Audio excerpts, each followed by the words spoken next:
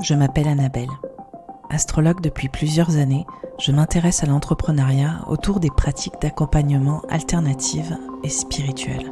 Des métiers qui défraient la chronique et qui pourtant ont toujours été là. Ici, je vais lever le voile. Je te partage mon expérience, j'invite des consoeurs et confrères et je milite. Bienvenue sur le journal de bord d'une intuitive.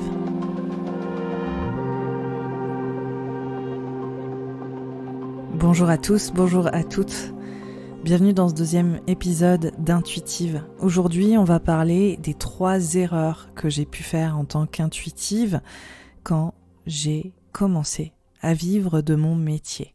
Je vous parle de ces erreurs aujourd'hui parce que je pense qu'il est important de parler de ces éléments en particulier quand on veut travailler dans les métiers intuitifs et sensibles ou les pratiques alternatives. J'espère que ça résonnera avec vous, que ça vous permettra aussi potentiellement de gagner du temps et de ne pas en perdre comme j'ai pu le faire à certains endroits quand je me suis lancée.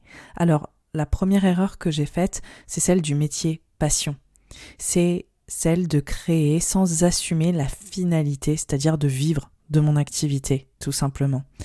Penser qu'on viendra me chercher ou me valider ou que les personnes que je souhaiterais accompagner éventuellement finiront par reconnaître que ce que je fais a de la valeur parce que je suis une bonne créatrice et d'ailleurs je me concentre essentiellement sur cette création encore et à raffiner cette création en permanence, ce qui au final sera la source pour moi de mon accomplissement professionnel lié à mon art et en l'occurrence mon art intuitif. Alors cet enjeu autour du métier passion, cette erreur autour du métier passion, je l'ai vécu et je ne l'ai pas vécu seulement dans le métier intuitif que je pratique aujourd'hui, celui d'être astrologue, je l'ai vécu aussi en tant que musicienne, en tant que créatrice et productrice dans les musiques électroniques, dans laquelle j'ai pu évoluer pendant plusieurs années. Et avant ça, je l'ai aussi vécu dans le théâtre, parce que ma vie de créatrice a commencé d'abord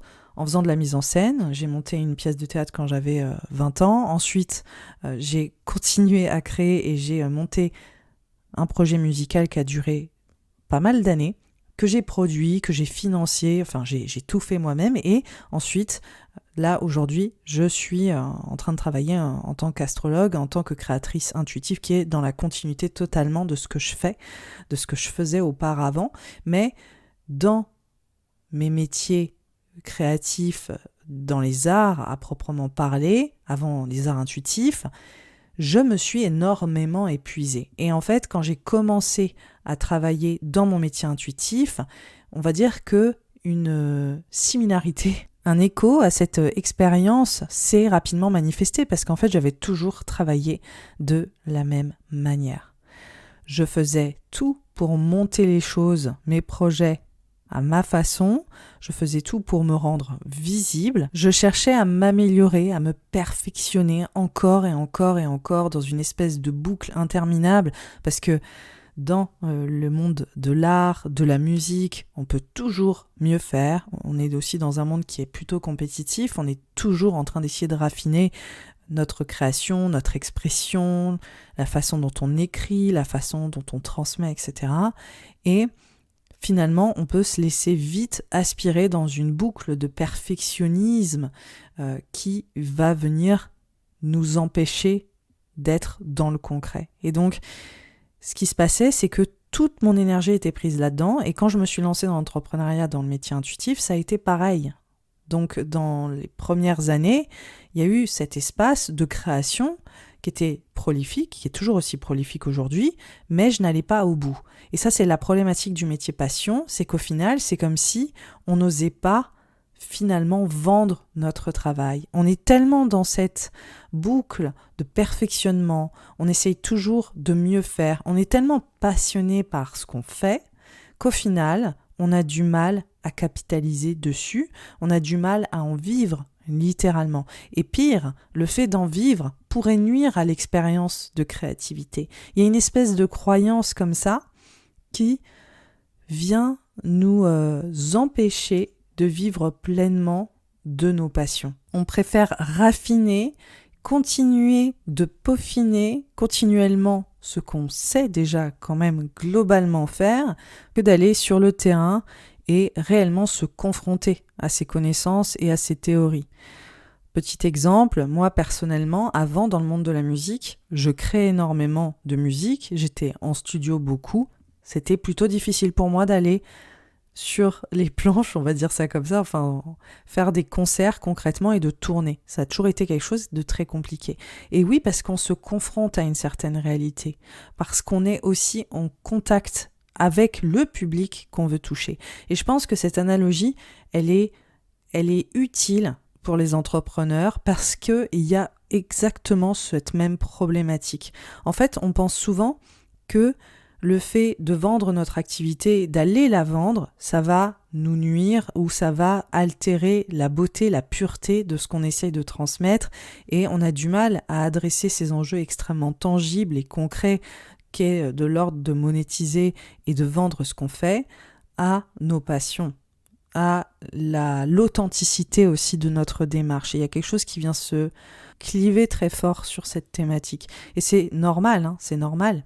C'est normal qu'on puisse ressentir ça parce qu'aussi, dans nos métiers en particulier, on n'a pas de précédent en fait. On ne sait pas vraiment comment s'y prendre. C'est très difficile là dans le bruit global du monde entrepreneurial de savoir exactement quels sont les outils qui vont nous permettre en tant que praticien intuitif de gagner notre vie sans forcément se compromettre. Pourtant, la chose qu'on oublie souvent, exactement comme un créateur, un musicien, comme je vous l'explique, qui crée sa musique et qui va ensuite vendre ses concerts et se confronter à son public, c'est en vendant ce que l'on fait et en se confrontant à la connexion qu'on peut avoir avec nos consultants ou avec les personnes qui viennent nous consulter, peu importe ce que vous faites, qu'on s'améliore et qu'on gagne aussi des compétences qu'on ne peut pas atteindre et acquérir seulement par la théorie ou seulement en étant face à nous-mêmes. Et ça, c'est quelque chose que j'aurais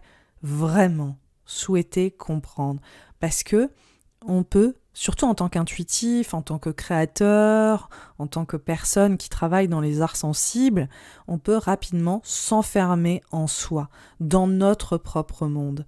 Et on a un mal fou à en sortir et à aller exister et à faire exister aussi nos compétences, notre travail, notre expérience auprès des autres. Et en fait, souvent, on plafonne. Il y a quelque chose où on n'arrive pas à passer à une étape supérieure dans nos arts respectifs, dans notre monde intuitif, parce que justement, on n'est pas complètement au final au service de l'autre si on ne vend pas notre activité, si on ne vient pas travailler pour les autres. Et donc cette dimension de service, elle se fait en passant par l'autre.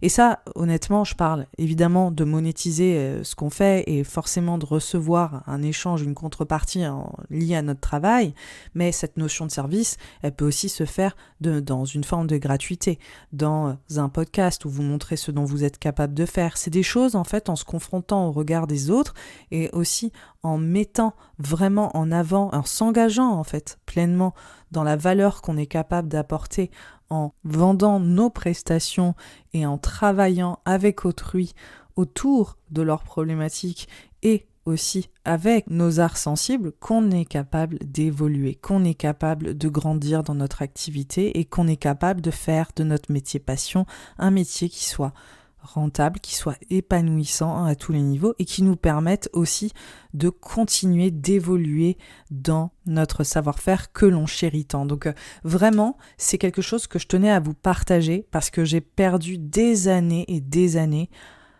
à créer sans aller au bout, sans aller vers cette finalité et sans vendre ce que je savais faire.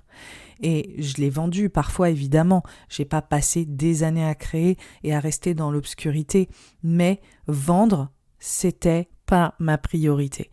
Et ça ne doit pas l'être, évidemment. Ça n'est pas la première priorité, mais ça doit quand même être une des prérogatives. On va plutôt dire ça. Vendre, c'est la prérogative aussi de notre création.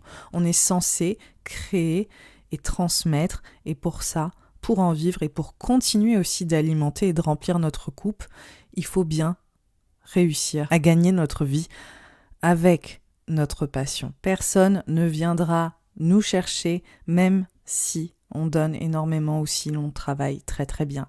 S'épuiser à créer un contenu formidable sans le promouvoir ne sert à rien parce que on crée un contenu qui ne va pas nous permettre d'évoluer parce qu'il ne va pas exister aussi forcément auprès des autres. On pourra avancer mais beaucoup plus lentement parce que les autres nous aident à grandir, les autres nous aident à nous positionner, les autres nous aident aussi à voir des choses qu'on ne percevait pas. Donc l'autre, que ce soit le public, le consultant, nous permet clairement de passer une étape et d'être beaucoup plus conscient de nous-mêmes.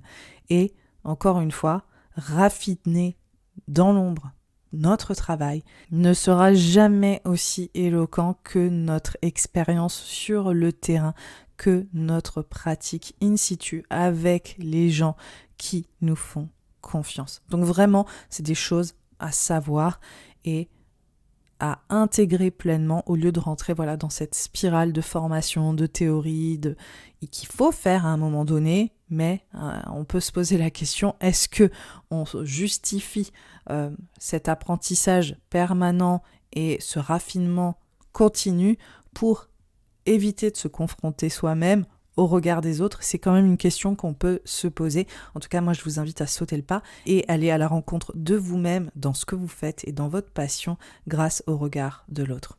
La deuxième erreur que j'ai faite en tant qu'intuitive, mais aussi tout simplement en tant que créative, c'est de ne pas réussir à faire simple. On a tendance rapidement à se compliquer la vie. On a des idées sur ce que les gens attendent de nous ou la façon dont on devrait proposer nos services, dont on devrait partager notre savoir-faire. Et souvent les choses pour lesquelles on est bon ou bonne, les choses qui nous sont le plus faciles et naturelles, on a tendance à s'en éloigner parce que justement les choses devraient être, pour qu'elles soient bien faites, un peu plus compliquées ou nous demander des efforts. Et donc ça, c'est une thématique qui revient beaucoup. Souvent, ça aussi, c'est une thématique que j'ai remarquée, sans parler d'entrepreneuriat, mais juste, même avec mes consultants, juste sur le chemin, notre chemin globalement de vie, ce qu'on fait, on a tendance à toujours choisir des choses qui sont pas forcément super évidentes pour nous. Parce que dès qu'elles sont évidentes, dès qu'elles sont fluides, dès qu'elles nous sont complètement naturelles, en fait, on ne les reconnaît pas, on ne les voit pas, parce que on a tendance à le faire malgré nous, si c'est la chose la plus naturelle du monde. Et donc il n'est pas rare, pour beaucoup d'entre nous, que les choses pour lesquelles on est le plus doué, on a tendance à le nier. Tout simplement parce que c'est des choses qui ont toujours été là, et quand c'est toujours là, on ne le voit pas forcément, ça fait partie des meubles. Et ça, c'est exactement pareil quand il s'agit de nos talents, de nos capacités et des choses pour lesquelles on est fait ou faite. Donc on va avoir tendance à reproduire ça aussi dans le milieu entrepreneurial et évidemment dans le milieu intuitif, parce que on voit toutes les choses qui sont proposées, on voit les personnes aussi, la façon dont elles travaillent, et on est attiré par des choses qu'on aimerait pouvoir faire ou à laquelle on aimerait ressembler, sans forcément se concentrer sur exactement ce pourquoi on est doué, ce pourquoi on est fait ou faite. On a tendance à se diriger vers des choses qui sont peut-être un peu plus étrangères à nous ou qui nous stimulent ou nous passionneraient parce que justement on a envie de pouvoir s'accaparer les mêmes outils, on a envie de pouvoir ressembler aussi peut-être à un praticien ou une praticienne ou une façon de faire, alors qu'en réalité, il faut qu'on trouve notre façon de procéder et surtout notre façon de procéder, en réalité, elle est tellement simple et évidente qu'on ne la reconnaît pas. C'est un peu comme regarder en fait notre propre beauté. C'est des choses qui sont extrêmement difficiles à faire. Nos qualités, tout ce qu'on est capable de donner et d'apporter, ça demande beaucoup de recul, ça demande de l'objectivité, ça demande aussi une lucidité et ça demande d'avoir une vision aussi pragmatique des choses sur exactement qui on est. Et la chose la plus difficile à faire, c'est de se connaître soi-même. Donc forcément, quand on rentre dans la démarche entrepreneuriale, on va faire tout sauf se ressembler. Ça fait partie de l'expérience en fait. On va prendre tout un tas de référents, et souvent le plus éloigné de qui nous sommes, et on va essayer de s'affilier à ça ou de s'adapter, se mouvoir dans des formes et dans des contours qui ne nous ressemblent pas. Justement parce qu'on a envie d'être quelque chose d'autre que nous-mêmes. Et donc notre première impulsion, c'est de regarder l'objet qui brille, de regarder la personne qui rayonne d'une autre manière que nous et de vouloir s'y affilier. Donc ça, forcément, on va faire compliqué. On va faire compliqué en s'éloignant de soi. Et d'ailleurs, ça va me mener au troisième point. Donc on va avoir tendance à tout complexifier, et ça va être dans notre message, dans nos offres, dans notre façon de nous présenter. On a l'impression aussi que tout est compliqué. En fait, tout devient compliqué. Notre façon de nous présenter, comment être, comment communiquer sur qui nous sommes, ça devient presque insurmontable, parce qu'en fait, on se laisse pas la possibilité d'être juste nous-mêmes, vu qu'on est en totale comparaison, on est dans cet environnement confronté à tout un tas d'individualités qui sont différentes de nous continuellement. Et ça, c'est ça qui est aussi assez particulier sur le travail entrepreneurial sur les réseaux, c'est que on va tous les jours se brancher dans un espace qui sont les réseaux sociaux, avec d'autres personnes qui font plus ou moins la même chose que nous, mais avec des méthodes et des individualités très différentes, et on est confronté en permanence à leur message. Et donc ça, c'est aussi quelque chose à laquelle naviguer qui est assez unique et qui en général n'existe pas forcément pour tous les autres corps de métier. Je veux dire, quand on fait un autre métier, on n'est pas continuellement en train de partager un espace, exactement le même espace, avec des personnes qui font les choses comme nous, ou très différemment de nous, ou qui offrent un service dont les contours sembleraient être le même, mais dont le fond est complètement différent. Donc on est constamment en train de s'interroger face aux autres, et ça c'est un exercice qui est aussi difficile à vivre au quotidien parfois, et qui peut être complexe à naviguer au début. Évidemment on s'y habitue, mais à force, ça vient aussi brouiller nos repères, et justement ce fameux message qu'on souhaite passer sur qui on est, et également sur la façon dont on fait les choses. Donc c'est pour ça que d'un coup, tout nous semble insurmontable, parce qu'on est dans cette comparaison, et donc on a tendance à complexifier les choses, ou en avoir aussi une vision plus complexe qu'elle ne l'est réellement. Et ça a été aussi une problématique majeure dans mon parcours entrepreneurial, où j'ai passé beaucoup de temps à faire des détours sur des choses qui étaient infiniment plus simples, et à me complexifier mon expérience, et notamment liée à la première erreur, c'est-à-dire créer sans assumer la finalité. La finalité, c'est que je n'assumais pas de réellement montrer mon travail, et je faisais tout pour créer des choses suffisamment valides et cohérentes pour que les personnes en fait qui étaient intéressées par mon travail puissent aller d'elles-mêmes trouver mes offres, alors qu'en fait, en réalité, mes offres, il faut que je les propose, et il faut que je les mette en avant. Si je ne les mets pas en avant, j'aurais beau créer des contenus incroyables, personne ne viendra finalement s'intéresser à ce que je fais, ou en tout cas viendra passer le pas avec moi et créer une véritable connexion au travers d'une consultation, au travers d'un échange qui sera plus approfondi. Donc j'ai passé un temps fou, par exemple, à me complexifier la vie, à créer du contenu, à m'améliorer aussi dans ce que je faisais, évidemment, mais pendant une année et demie, à ne pas du tout en vivre et à m'épuiser, parce que pour moi c'était beaucoup plus compliqué que juste proposer mes offres ou mon travail aux autres de manière explicite. J'avais l'impression qu'il fallait que je prouve, au travers en l'occurrence de mon travail en tant que créatrice de contenu, la validité de ce que je pouvais faire, alors qu'en fait la chose la plus simple, c'était déjà de proposer explicitement mes offres. Donc on voit qu'on prend beaucoup de détours, parfois en se disant qu'en fait il faut qu'on prouve énormément notre valeur, qu'on montre ce qu'on est capable de faire, qu'on soit peut-être expert ou super fort, etc. dans ce qu'on fait, ou qu'on montre à quel point on a de la valeur, alors que derrière, on va jamais proposer explicitement ce qu'on fait, nos offres, ou juste dire « écoutez, j'ai mon agenda, si vous voulez réserver, je suis disponible », et ne pas le faire. Et moi, j'ai littéralement fait ça pendant près d'1 an. Voilà. Donc c'est quand même des choses qui reviennent beaucoup. On a très peur de montrer explicitement ce qu'on fait, et on a tendance à se créer une to-do list de 4,50 m de choses qu'on est censé accomplir avant d'avoir la présence d'esprit de juste dire « j'ai un agenda », vous pouvez booker un rendez-vous quand vous voulez et de proposer cet agenda toutes les semaines.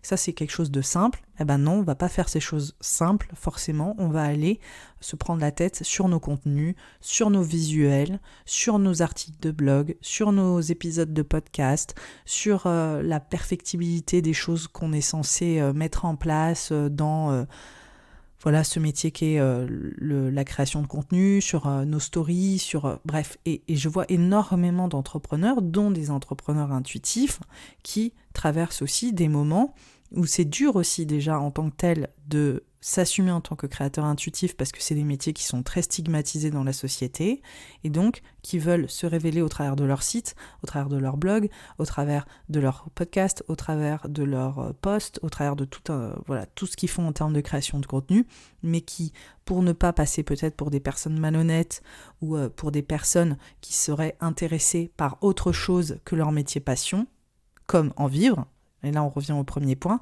ne vont pas oser explicitement proposer leurs services qui demanderaient une certaine forme de rémunération. Et donc ça, c'est quelque chose où moi qui suis d'une génération qui est... je suis pas une boomer, mais je suis une vieille milléniale, vu que je suis née dans la fin des années 80, j'ai quand même dialogué aussi avec ce sentiment de... les métiers intuitifs, ça n'a pas forcément été quelque chose qui a été simple à assumer pour moi au vu du regard de la société et aussi la façon dont les gens peuvent nous jauger sur notre métier. Et donc pendant un moment, j'ai dialogué avec ce sentiment-là en essayant de montrer ma bonne foi et aussi ma sincérité avant d'assumer pleinement d'en vivre et pour ça d'explicitement proposer mes offres. Donc il y a eu tout un processus comme ça et je le vois beaucoup chez des entrepreneurs aussi de tout âge qui se concentrent énormément sur la complexité de la forme de leur contenu et qui ne vont pas aller au bout finalement en proposant très très simplement ce qu'ils font de manière explicite. Donc je vous le dis, c'est quelque chose qui a tendance à revenir. C'est dur de passer outre, c'est un processus et c'est des choses qui peuvent être assez récurrentes et en tout cas pour moi ça a été le cas de dialoguer, d'être vraiment à l'aise du fait de gagner ma vie avec mon métier, de l'assumer pleinement et d'aller créer cette connexion et d'aller continuer d'évoluer au travers de cette connexion liée à mes consultants et de créer quelque chose qui soit peut-être plus profond et de me détacher aussi de ce regard sociétal sur nos métiers intuitifs et savoir que de toute façon ce que j'apportais avait de la valeur et que je n'avais pas à m'épuiser pour réussir à l'assumer. Le troisième point, la troisième erreur que j'ai faite en commençant mon métier d'intuitive, c'était de me suradapter au milieu dans laquelle j'évoluais, entrepreneurial, lié au métier intuitif, aux exemples en fait d'influenceurs spirituels sur les réseaux sociaux, quitte à ne plus me ressembler, ou en tout cas à être dans un espace où je me suis éloignée de moi-même. Quand je suis arrivée sur les réseaux sociaux, j'en ai beaucoup parlé, ce qui a motivé aussi la création du podcast initial La Good Vibe Only, du compte La Good Vibe Only. J'ai d'abord été prise dans un autre monde, en fait, il faut pas négliger ça. Les réseaux sociaux, c'est un monde très particulier. Les abonnés en anglais, c'est des followers. Il y a des influenceurs. Il y a des personnes qui vont prendre le lead dans leur métier ou en tout cas dans une certaine catégorie ou sur une certaine thématique et qui vont monopoliser un petit peu la vision de cette thématique ou l'expression de cette thématique et qui va, on va dire, consteller sur tous les autres entrepreneurs ou toutes les personnes qui font ce métier-là. Ces personnes vont donner le ton et elles vont donner le ton pour le meilleur et pour le pire.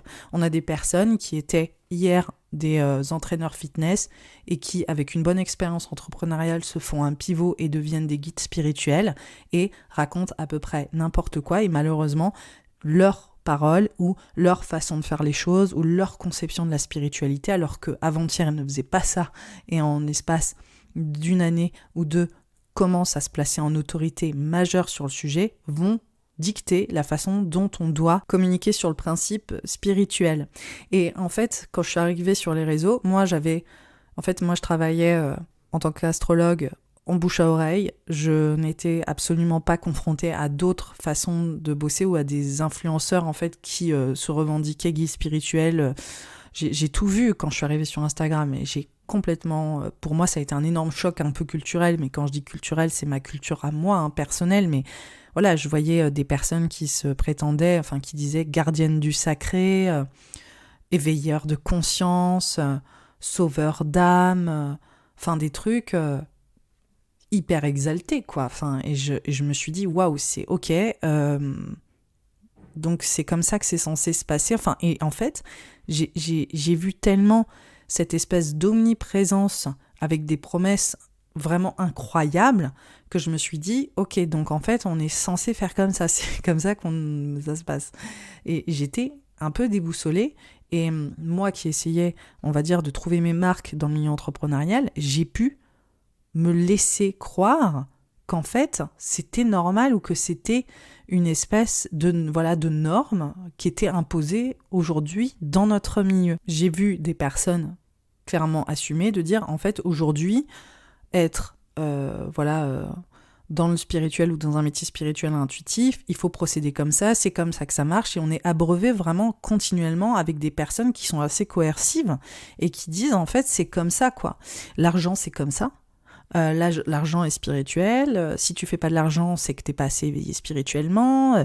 En tant qu'intuitif ou peu importe, ou praticien des métiers alternatifs, t'es censé transformer la vie des gens de A à Z, prétendre qu'en fait tu peux guérir absolument tous leurs traumas et machin et trucs. Enfin, c'est quand même extrême et c'est c'est très intense en fait.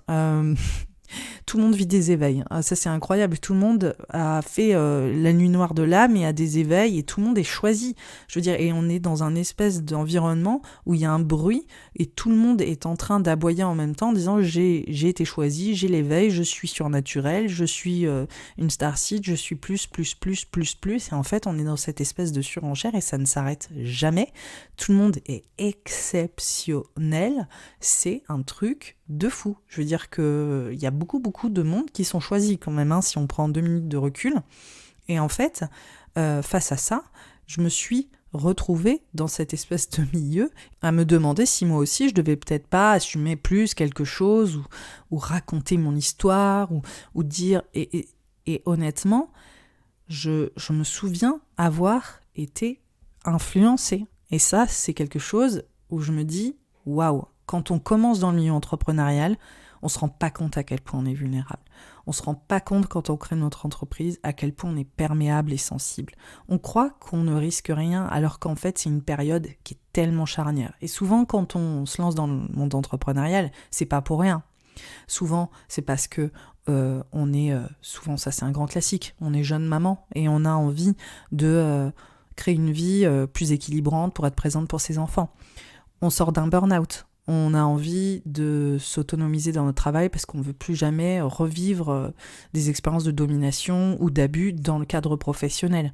Parce que on est prêt à vivre notre rêve, parce qu'on est passionné par quelque chose et qu'on se lance et que ça fait longtemps qu'on le fait un petit peu en demi-teinte et là on prend ce risque de vraiment sauter dans le vide et de se dire allez on y va, go go go. On est toujours dans une étape très charnière qui nous met en vulnérabilité. Et bizarrement, personne parle de ça. Personne réalise aussi quand on est dans cette démarche-là, on est tellement plein de rêves, on est tellement boosté à bloc, on est tellement dans cette envie d'eux, qu'en fait on se rend même pas compte nous-mêmes à quel point on est on edge, quoi. À quel point on est dans un endroit où on est extrêmement sensible à tout type d'influence et même extrêmement néfaste. Et c'est là où on rentre dans un espace qui est totalement nouveau, l'espace entrepreneurial, avec des codes qui n'ont rien à voir avec la vie réelle, avec des modes de communication qui n'ont rien à voir avec la vie réelle, avec beaucoup de manipulations, mais il y a beaucoup de manipulations liées à la vente, c'est lié au langage de vente, c'est lié aux offres, lié aux promesses, on s'en prend plein la tronche tout le temps, et donc on a beaucoup de mal à avoir du discernement, parce qu'on est en pleine découverte d'un milieu, donc on est ouvert, on est 100% ouvert, on est prêt à accueillir à peu près tout ce qui arrive, et en même temps, on n'est pas capable d'avoir ce regard très critique Parce que justement, on est tellement avide de rentrer dans cette expérience-là qu'on n'est pas dans cette dynamique critique. Et en fait, on est un peu comme un enfant, hein, on est dans cette immaturité. Peu importe là où on en est dans notre vie, on est dans une phase d'immaturité quand on commence notre travail entrepreneurial. Et donc, on va avoir tendance à essayer de s'adapter. Et on s'adapte aux injonctions qui sont posées par les plateformes et les médias sociaux à laquelle on est obligé de se corréler parce que si on veut que notre entreprise existe, on doit aller sur Instagram, on doit peut-être aller sur Twitter, on doit peut-être aller sur TikTok, enfin peu importe ce que vous décidez, on doit aussi accessoirement faire un site internet, etc. Et donc il y a plein de normes, il y a plein de codes, il y a plein de façons de faire à laquelle on essaye de s'adapter. Déjà en tant que tel, on est ultra challengé, il faut montrer ta tête en story, il faut faire des reels où tu parles, il faut que tu fasses des posts où tu sois pertinent, on en prend plein la tête et c'est extrêmement challengeant. Donc là on rentre tout de suite dans cette vulnérabilité et puis ensuite on se retrouve aussi face à des schémas entrepreneuriaux qui sont imposés par d'autres personnes et qui nous conditionnent aussi à nous dire mais purée il faut que je fasse ça, etc. Et je me souviens que je me suis fait complètement même influencer à jauger, à acheter des offres à des prix mirobolants. Je me souviens qu'il y avait des pratiques entrepreneuriales qui aujourd'hui, par exemple, vont me laisser de marbre parce que j'ai ce recul et parce que je sais que la personne, elle est pour moi manipulatrice d'user de certaines tactiques. Mais il y a 3 ans, je veux dire, j'étais très naïve et j'avais tendance à avoir zéro recul et à me laisser complètement happé par ces méthodes. Et le danger, c'est de se dire, ok, vu qu'on n'a pas forcément la possibilité de s'éduquer, qu'on ne sait pas vers qui se tourner pour s'éduquer, on a tendance à reproduire. On a tendance à reproduire plein de choses. On reproduit des types de contenus, on reproduit des formats de contenu, on reproduit aussi des méthodes en termes de pages de vente, en termes de façon de vendre, d'argumentaire.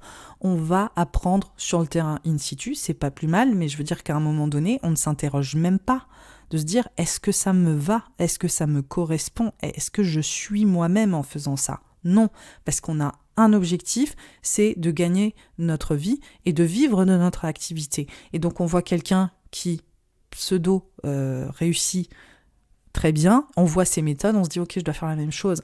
Et il y a beaucoup d'entrepreneurs qui, dans un premier temps, faute de ne pas pouvoir apprendre le copywriting, faute de ne pas vraiment parler et être formé avec des professionnels, par exemple, en termes de création de contenu, on ne peut pas s'offrir tous les services. En fait, souvent, on va s'offrir une personne pour nous aider à créer du contenu sur Instagram, mais derrière, on ne sait pas faire de copywriting. On fait l'inverse, on s'offre le service d'une copywriteuse, par exemple, mais derrière, on ne sait pas exactement comment créer du contenu. On ne peut pas être sur tous les fronts. On n'a pas les moyens aussi de s'offrir un full package. Ça peut être compliqué. Et donc, on va improviser, on va faire beaucoup de DIY, et ce DIY, ce côté do it yourself, il va être en reproduisant aussi des choses qu'on voit, et certaines fois, comme je le disais en plus, de personnes qui ne nous ressemblent absolument pas, parce que justement on est attiré par des choses qui sont totalement opposées à nous. Donc on rentre dans un truc, et ça, c'est typiquement, je l'avais montré en plus il n'y a pas longtemps en story, il y a un champ lexical que j'ai pu utiliser à un moment donné dans une story de vente en 2020, que jamais de la vie, aujourd'hui, j'utiliserais. Mais tout simplement parce que je voyais ce champ lexical apparaître partout et que je croyais que c'était comme ça qu'il fallait faire. Et on est vraiment dans quelque chose de scolaire. C'est malheureux, mais en même temps, c'est comme ça. Et donc, on débranche complètement et on est là, ok, il faut faire ce qu'ils disent. Et c'est là où Instagram et les réseaux sociaux et tout ça, c'est dangereux parce qu'en fait, on est dans ce truc d'influence, mais on est aussi dans cette notion de dérive du groupe, dérive du collectif, parce que quand on est immergé dans un environnement où tout le monde fait les choses d'une certaine manière, fatalement, dans un premier temps, on va faire la même chose aussi. Et c'est ce qu'on voit apparaître avec énormément d'entrepreneurs. Il y a beaucoup d'entrepreneurs qui ne savent pas être eux-mêmes et qui ne font que recopier exactement la copie de l'autre. Et c'est incroyable, et ça on le voit dans beaucoup de dérives, j'ai l'occasion d'en parler, mais on voit des flopées d'entrepreneurs qui sont exactement les mêmes, avec les mêmes stratégies, avec le même discours, le même champ lexical, le même type d'offre, enfin tout est pareil. Comme si, en fait, on ne pouvait pas, et ça c'est assez incroyable, on ne pourrait pas avoir une méthodologie qui soit la nôtre et qu'on ne pouvait pas créer nos propres référents en termes de copywriting, en termes de façon de vendre, en termes d'offres, comme si on n'était pas des personnes autonomes. Et ça, c'est vraiment une croyance, je pense qu'il faut se défaire. On est des personnes individuelles, il y a autant d'entrepreneuriat qu'il y a d'entrepreneurs, et on est capable de créer nos propres structures autour de notre façon de communiquer, autour de notre façon de vendre, autour de notre façon de créer nos offres. Tout a la possibilité d'être unique. En fait, je pense que le plus grand fléau quand on commence l'entrepreneuriat, c'est qu'on ne croit pas vraiment en nous et qu'on va avoir tendance à créer des choses qui ne nous correspondent pas et à le faire, même si on sait que ça ne nous correspond pas parce qu'on croit devoir le faire. Combien de reels en dansant je me suis forcée à faire alors qu'à aucun moment c'est moi. Voilà. Il y a des gens qui n'ont jamais fait et qui sont restés fidèles à eux-mêmes. Je vous dis bravo parce que moi j'en ai fait des reels où je danse. Et en fait, c'était pas moi du tout et ça correspondait même pas à mon message et à qui je suis. Mais à un moment donné, voilà, il fallait le faire, je croyais qu'il fallait le faire. Et ça, par exemple, c'est que sur la plateforme Instagram ou juste les injonctions de la plateforme. Mais disons que cette façon de procéder, ça existe à plein de niveaux différents. Et c'est de rester vraiment fidèle à soi-même et se dire, est-ce que tu as envie ? Oui, non, ok, écoute-toi en fait. Et en réalité, ça, on le fait à plusieurs niveaux. Donc le mot vraiment de la fin, c'est d'arrêter de se laisser porter par l'influence des uns et des autres et surtout de croire aux recettes miracles parce que vraiment, on a chacun et chacune une façon d'entreprendre et que tout le chemin de l'entrepreneuriat, c'est de se trouver soi-même et de trouver sa façon de faire. Il faut rester extrêmement lucide et rester connecté à soi.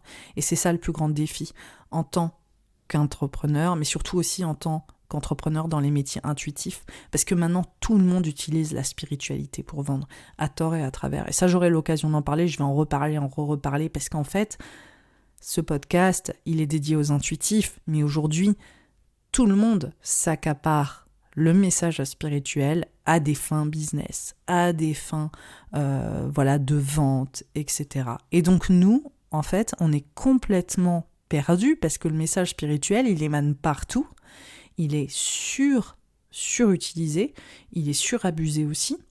Et pour les entrepreneurs intuitifs, sensibles, alternatifs, ça peut être extrêmement dur de savoir exactement comment se positionner et comment aussi vendre ce qu'on fait sans partir dans les tours en utilisant, je dirais, une hyperbole spirituelle qui finalement n'a pas lieu d'être dans nos métiers intuitifs. Et ça, j'y reviendrai, ça mérite un épisode autour du marketing spirituel, parce que le marketing spirituel, c'est un outil, c'est une méthode, c'est une façon de faire qui n'est pas problématique en soi, évidemment, c'est toujours la manière dont on utilise les outils qui vont faire qu'ils sont problématiques.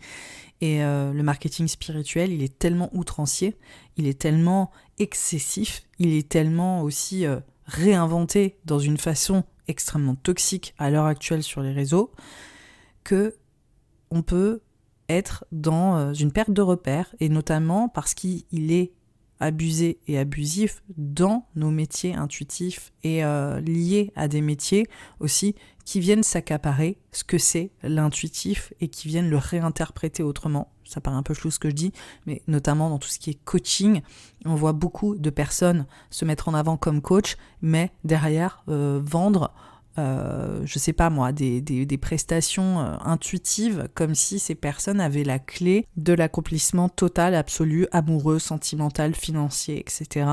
Des personnes qui viendraient éventuellement les consulter. J'aurai l'occasion, comme je le disais, de l'explorer en détail avec vous et de vous montrer un peu plus ces préceptes et ces dérives-là, et surtout d'interroger quel type de façon de communiquer on est censé je dirais, s'accaparer autour de nos métiers intuitifs. C'est une vraie question de fond parce que finalement, les règles de marketing et la façon de vendre obéissent à certains préceptes qui peuvent nous être utiles, mais pas forcément tous dans leur globalité parce que justement, on a un métier qui est délicat et on a un métier d'accompagnement. Et donc, il y a certaines choses à respecter pour respecter l'autre. Et on ne peut pas utiliser certaines façons de faire sans finalement nuire aux personnes qui sont intéressés par nos offres.